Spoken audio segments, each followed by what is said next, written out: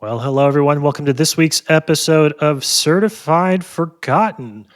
Typically, if you are paying attention to the cadence, and it really hasn't been the cadence for the last little bit in our episode releases, but this should be a guest week. Unfortunately, we weren't able to get our schedules to line up in quite the way that we wanted. So you're going to get myself and my friend, my partner in crime, Matt Donato. We are going to be talking about Fantastic Fest because I think as a recent Austin transplant, however you're supposed to say that. I think I have some insights into Austin. Donato certainly has some insights into Fantastic Fest as a film festival. And with that right around the corner and Donato attending in person and me covering remotely, I think it's a really fun and good conversation to have, especially if you're a younger film critic or just a movie lover who would like to know a little bit more about the festival. You might be watching us on YouTube. We're continuing to dabble in the video format of these shorter 30-minute episodes as opposed to our longer form ones. And if you are probably treated to the fact that Donato's got a fucking cool little thing going on. You got a nice little backdrop there. It's almost like it's intentional. I mean, this is just where I have like trophy case is weird to say, but like the top shelf is all my quoted Blu-rays. So like everything I've been quoted on, this is all autograph stuff. It's like hold on, the Demon Wind gloves that I got from a prop store. They're from the movie Demon Wind, worn, and they're like falling apart to show that they are from the movie. And then I just have my vinyls of choice that I like to display at this very moment for no reason. I just swap them out. So I don't know. This is what you see when you walk into my apartment. This is what I welcome you with anyway. So I'm just sitting here now. I forgot to tell you this story, so I'll do it live on camera. There's a barber shop down the street here in Roxborough, Philadelphia, that is horror themed. They've got like a bunch of old horror movie posters and stuff, and they did a pretty good job. I'm going for this like short on the sides, longer beard look, growing my beard out a little bit.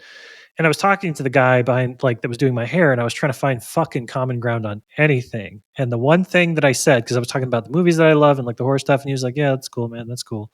The one thing that moved the needle with him is I mentioned that I had a friend who he mentioned movie props in there, some kind of context that came up. I said, "Yeah, one of my buddies actually has, some props from the original Demon Wind." He was like, "That's cool, man. That's cool."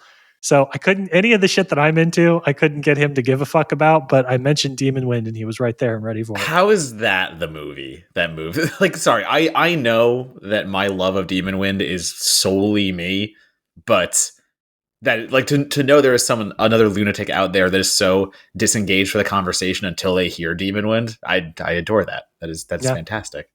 you did extremely well. Well, all right. So let's talk about the festival that we're both attending in various forms this year, Fantastic Fest. If you are unfamiliar with the festival, then you're probably not listening to the podcast. You're not part of our target audience, so kind of like whatever. But as a courtesy to folks, Fantastic Fest is celebrating its 20th anniversary this year. It is a film festival that has been at various times owned and or hosted by the Alamo Drafthouse. I don't actually know what the org structure looks like with Sony. I assume it's still a Drafthouse property, but it has a reputation within the industry, and deservedly so, of being a festival that is genre forward, and in particular has a really good programming team that emphasizes international cinema. So you see a lot of smaller world premieres that happen at Fantastic Fest. Some of my favorite films that come from South Korea and other countries have premiered, and I have seen them over the years at Fantastic Fest. So it's an international film festival. It's also a film festival that dabbles into like the weird corners of genre. There's a film this year from the director of Let the Corpses Tan, which is very much like a Fantastic Fest vibe. There's a lot of like low budget and grindhouse style films, but they also have like high concept horror adjacent titles that they program. So if you're somebody who loves genre film and all of its various iterations and flavors, whether that's thrillers, crime films, horror films, sci-fi, whatever, Fantastic Fest has for 20 years been the festival for you. And before we started recording, Donato, you were saying that every year there are good years and bad years for Fantastic Fest, and I feel like maybe this is one of their better years. Yeah, I'm really excited about the programming. I mean, and to say bad year, it's not anything against the festival, obviously. It's just sometimes you get swept up in the programming. Other times you have a down year. But no, I've always had a good time there. I want to stress that. I mean, that's why I keep picking Fantastic over TIFF because having a day job and paid time off, it kind of means as a film critic on the side, you have to pick and choose what festivals you go to. And for me, Fantastic has over a decade now been a constant.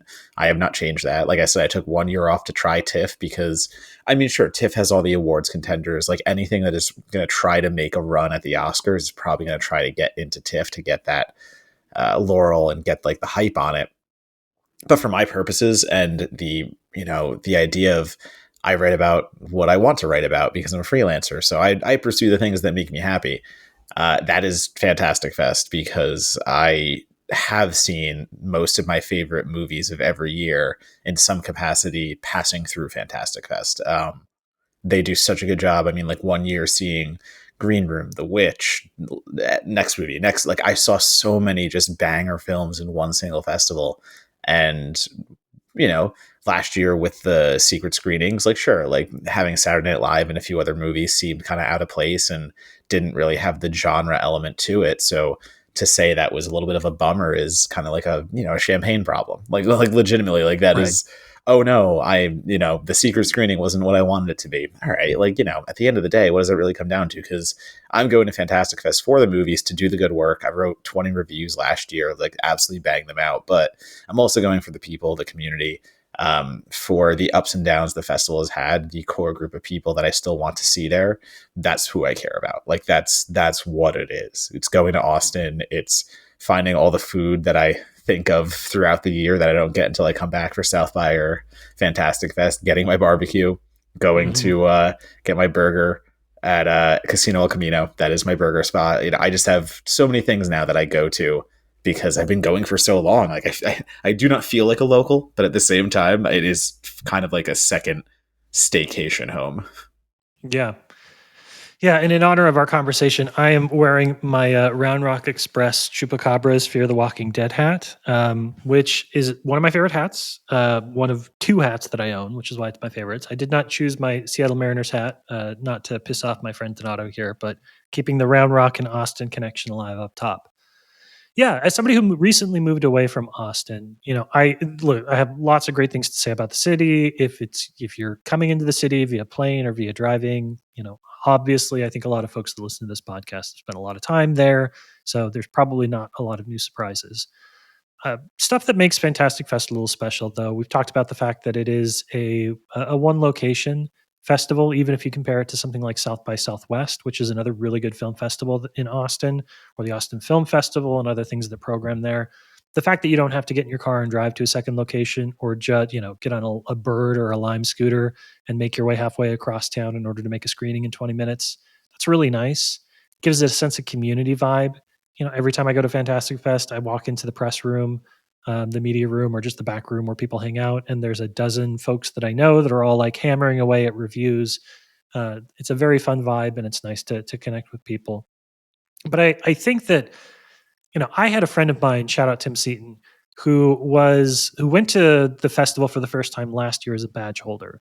He got a second half pass, and he and his wife basically like mainlined several days worth of horror movies and came out a little punch drunk, I think, maybe a little groggy after all of that, but really excited about the films. And so the title of this episode is A Beginner's Guide to Fantastic Fest. I think you and I probably have some recommendations that we can share on how best to navigate the festival in particular. And for my first piece of advice, something I want to share right off the jump, it is in line with what you said about the secret screenings. Fuck the secret screenings. That is, if you're not press and you don't have to go to them and you're not being asked to sit in the chair in the hopes that it might be some release that's going to happen, or big thing you need to write about in Q4 of 2025. I tell everybody who goes to the festival, like, ignore them. They're all going to be in theaters anyways. They're big titles. They're big releases for the most part, especially over the last few years. The Draft House has leaned into some of its corporate partnerships. You don't need to see the secret screenings. Spend your time watching the movies that you're not going to see in theaters any other way. 90% of the stuff that plays at Draft House, even when they're very good about programming their own Fantastic Fest titles, this stuff is not going to get a theatrical release. A lot of these movies are going to show up on Shudder, which is great. They're going to show up on other streaming platforms, which is great. But this may be your one chance to see something in a theater with a full crowd who's super excited to see it. So gamble on the small stuff. You'll be able to see the big stuff eventually. I think that's really good, and I'll go off of that because, well, first of all, I want to say, to your friends who went and just gorged themselves on as many movies as possible and trying to, it's a little bit FOMO. There are so many titles, Yeah. and if you are at the entire festival, so if you book the entire week or week plus that the festival runs, you technically can see most things, if not everything, Yeah. because it operates in two sections. So front half and back half. And what they do is they replay movies. So if you plan out and listen, you have the money for a badge, or you're, guaranteed a badge through any means and are privileged enough to get there. If you can do the entire fest, like, yeah, do that, because you will be able to see everything as long as you schedule everything right. Like, you might miss one or two because of events, or you might miss more than that because you're having fun in events, which I'll get to later. But for the idea of trying to see as much as you can and make the most of your festival, don't throw away those 11 a.m. slots, or Yeah. that first slot, because I do now, because I have the privilege of being press and I can get screeners for those, and I work better at night than I do in the morning. So for me, I'd rather work later and sleep in and then get to like the 1 p.m., 2 p.m.s and go from there. But if you're normal and have a normal sleep schedule and are not me, definitely give those 11 a.m.s a shot, because I have seen some weird, wild stuff in those early slots, because they're always going to program the things that are hit and miss. They're going to program the things that aren't the big titles, as you said before, like the secrets.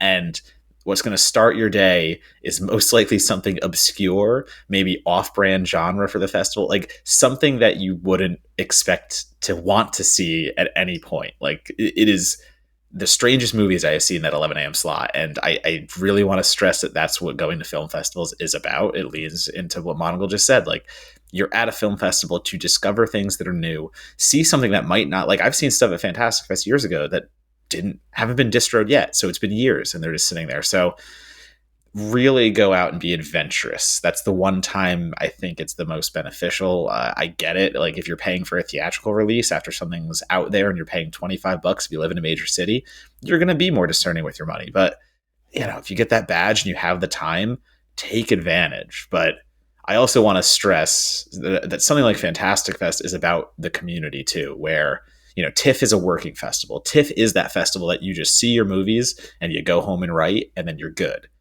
Fantastic Fest is about building that community and going, and it stresses so much on the experience of being there more than just watching movies. So the addendum to what I just said, and try to see everything you can and don't let that slip by you. If there's something fun you want to go do and you want to go hang out with some people and meet some people, this is the fest to do it at.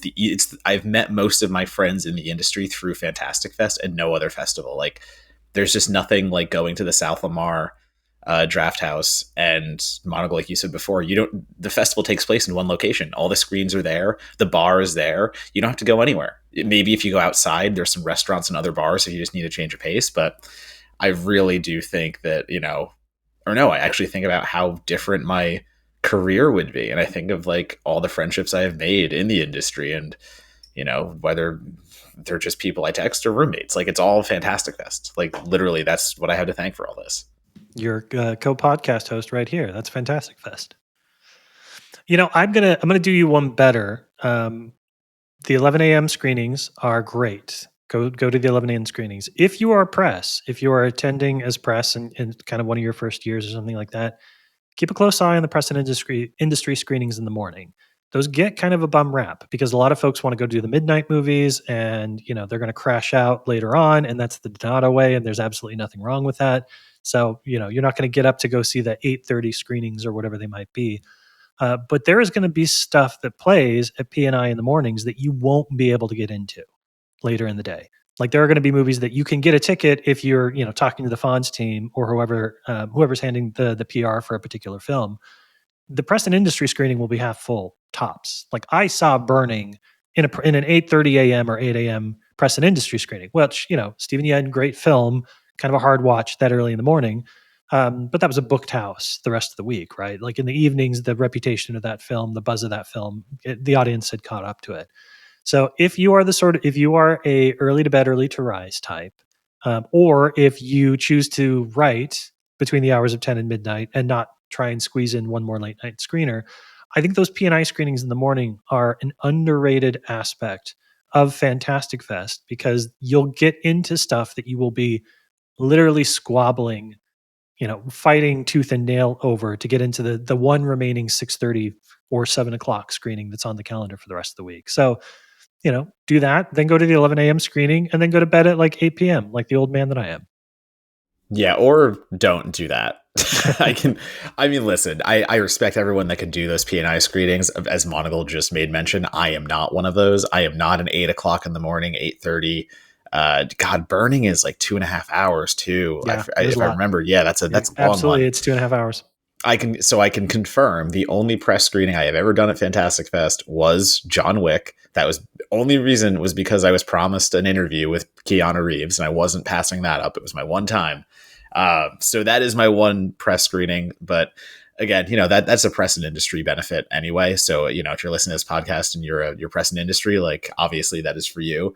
But I can't. I am so much of I'm hitting the midnighter number one. And number Sure. two, if I'm not hitting the midnighter, I'm staying at the bar and like trying to just see people because it kind of feels like summer camp.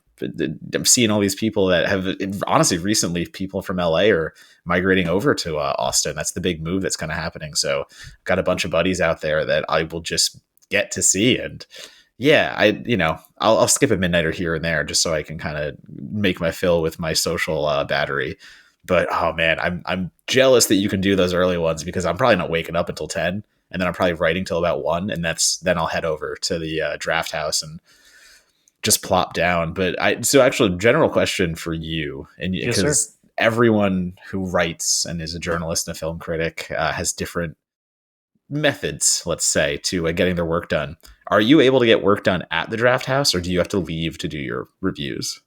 No, I can write in the media room. I am so I went through grad school basically obsessively listening to the Interstellar soundtrack. Like when I wrote my master's thesis, I sat in the library at Columbia and listened to the Interstellar soundtrack on loop for like 9 hours a day for like a week straight, just trying to like get through that thing.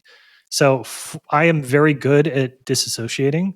I'm very, very good at like putting music on, and I have my soundtracks. I listen to like A Plague Tale, the video game soundtrack, which is excellent. I listen to the Hagazusa soundtrack almost relentlessly. I still listen to the Interstellar thing. But I found that if I'm in the media room, the press room, wherever that bounces over the years, as long as I'm a little bit removed from the action and I have my noise canceling headphones on or my earbuds in, I can just I can clear the mechanism. If you remember your Kevin Costner Field of Dreams, I can get rid of all of that background noise and I can work. Um, and part of that too, to my benefit or detriment, is that I am less of a social butterfly than you are.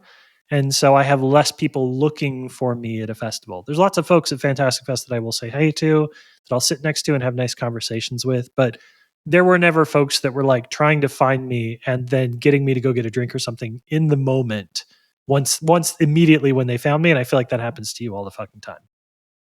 The amount of times I have to, this is not like, I mean, I guess it is a brag in some way, and I'm not trying to make it be, but the amount of times I'll be like going into a movie and like Dave Lawson will just grab my shoulder and be like, "You're not going to that movie." I'm like, "Dude, I have to go do work." He's like, "No, come to the bar." And I'm like, "No, dude, I have to do the goddamn work." So like, I am good at setting my boundaries, but yes, you are right.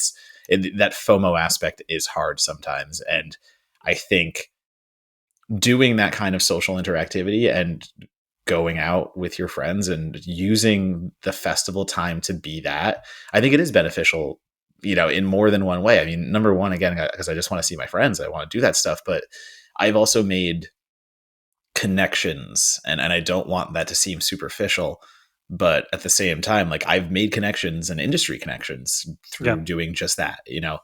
It's the idea of you have to put yourself in the room that you want to be in, basically. And I do. I put myself there and I talk to the people, and I am social enough where I can do that. And I understand it's not everyone's vibe, but I don't want to say that a film festival has to be all movies. I think a film festival can just be getting the right people in the right place. And, if you have the time to spare and there's a movie like you said that, hey, maybe something's coming out a week later anyway. Like, what Yeah, if I just go see it then and I explore, even just exploring Austin for a little bit. It's going downtown. There's plenty of stuff in the area. Like my favorite tiki bar is right down the street that's very from the true. Alamo Draft Walkable. House.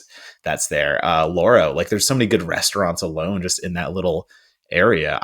Gibson's, the bar across the street, really fun time just to go and hang out at. But Terry Black's, if you're got your barbecue fix, it's the closest one, but it's Hmm. not like, oh, I just have to go because it's closest. Like Terry Black's is one of my favorites. So there's just Jewboy so has a food much. truck that's Oh I my think god, relatively permanently set up right across the street. It's like the fucking best, the best, just the best. the sliders, legitimately. I go Hmm. to Gibson's. So for those who don't know, Jewboy Burgers, it has a trailer, a truck, I guess to say, at Gibson's bar, and you just walk it across the street. That is what I will say though. Don't burn yourself out on Alamo food, Yeah, because it gets so easy to do that. Because if you're at an Alamo Draft House for an entire festival, of course you're probably thinking like, oh, well, I'm just going to do my meals in the movies. It's so easy and, keep it going, blah, blah, blah. But I do think you have to get out and eat something else because you'll start to go crazy. Like there is unfortunately, the Alamo menu now is a way restricted and it's just not what it used to be. So the options are already more limited.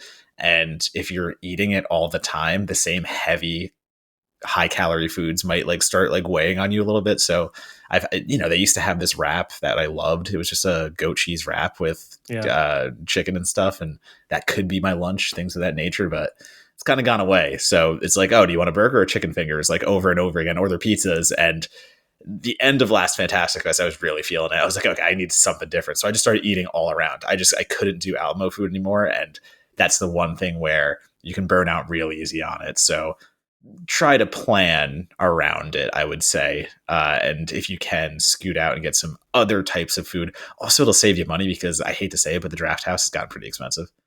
yeah, yeah. It is.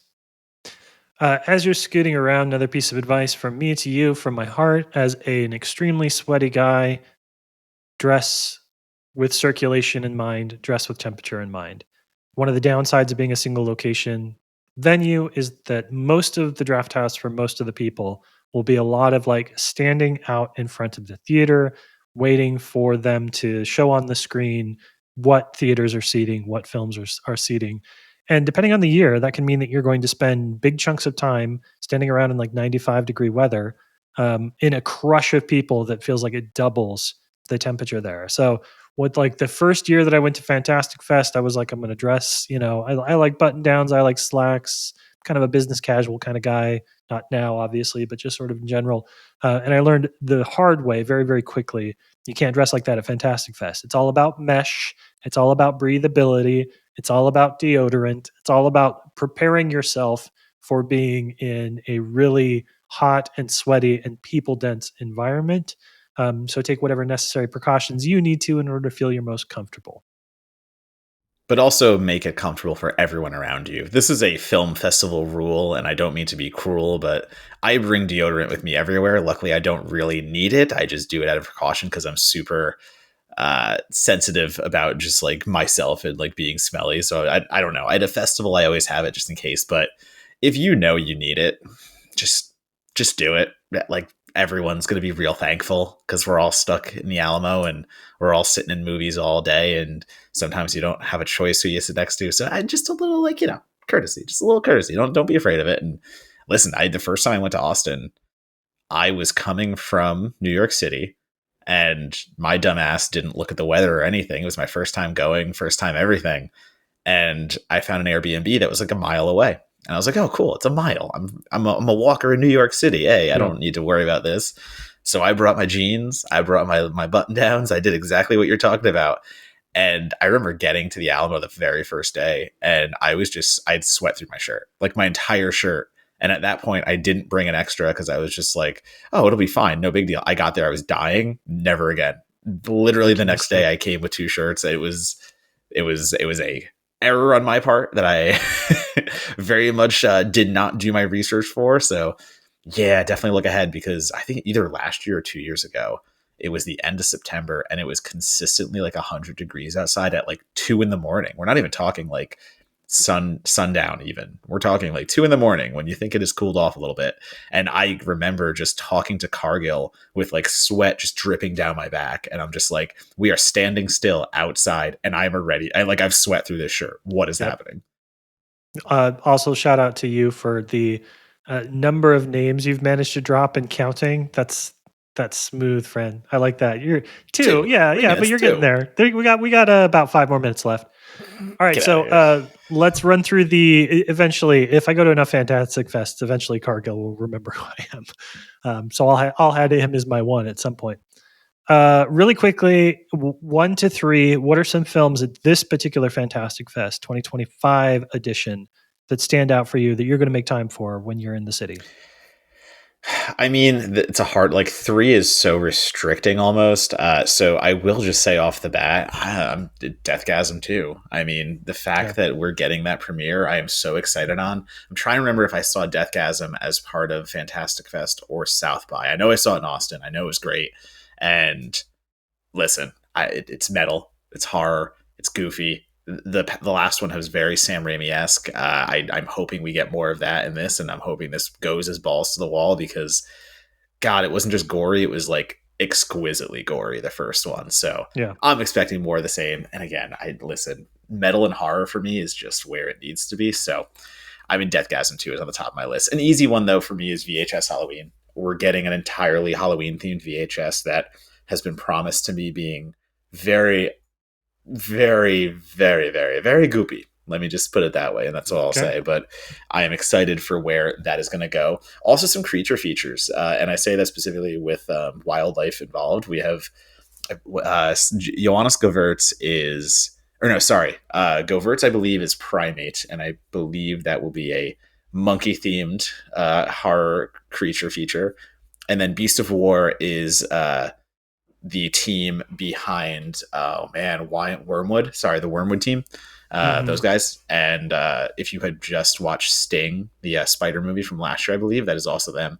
But yeah, it's that team, and they're going to give us a World War II capsized boat shark movie that I am like, listen, it already looks good. And you know me with shark movies, I love watching an indie shark movie, but 80% of them don't do the shark justice. And what I've seen so far from Beast of War is what I want to see. So you're there. But then also, like, it's the Psycho Gorman guys, Kazansky specifically, is doing Deathstalker. So we're going to have Deathstalker there, and it's going to be crazy practical, crazy everything. And we're talking the guy behind Psycho Gorman. How is it not going to be? So I'm Yeah. just, there's a lot. Bertino's Vicious. That movie's been sitting around forever, and no one knew what was going to do with it. So almost a little bit of a Toxic Avenger effect there, where out of nowhere that's showing. So hop on that, like I don't know why it's been sitting around. I am curious to find out. I'm not going to say that's always a great thing, but the fact that it's getting the Fantastic Fest premiere, I hope it's in the shape it wants to be out there.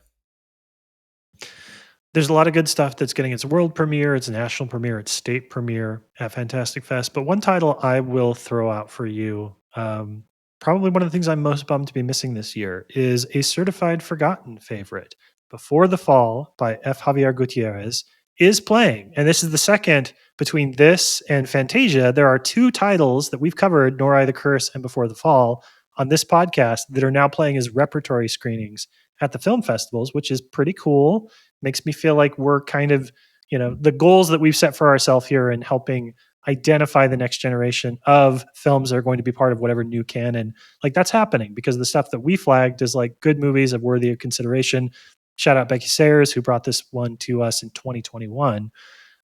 That's a great film. It's an apocalyptic film, not post-apocalyptic, an apocalyptic film.